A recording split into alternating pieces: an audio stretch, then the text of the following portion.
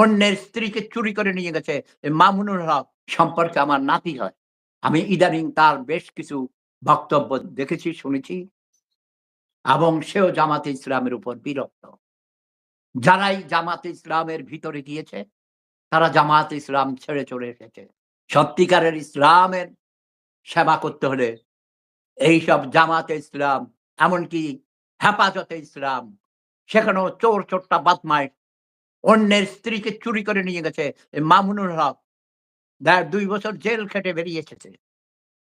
তার বিরুদ্ধে সিরাজগঞ্জে যখন সর্বপ্রথম মাদ্রাসায় চাকরি নিয়েছিল, সে বলাৎকারী করেছে, ছেলেকে বলাৎকারী করার কারণে তাকে চাকরিচ্যুত হতে হয়েছে। আমি অনেক খবর জানি। ৩৫ বছর দেশে না থাকলেও যারা তোমরা দেশে থাকো তাদের চেয়ে আমি হাজার গুণ বেশি খবর রাখি। প্রতি মুহূর্ত আমি এটা নিয়ে গবেষণা করি। আমার সাথে বাংলার মানুষের নারীর সম্পর্ক আছে। প্রতিদিন আমার সাথে সরাসরি টেলিফোনে কথা হয় হাজার, হাজার মানুষের সাথে। আমি ক্লান্ত হয়ে যাই। অনেক সময় গ্রুপে কথা হয়। যারা সমন্বয়ক আছে এদের প্রত্যেককে আমি চিনি। এরা সবাই আমার পিঁপড়া বাহিনীতে ছিল। এখনো তারা পিঁপড়া বাহিনীতে আছে।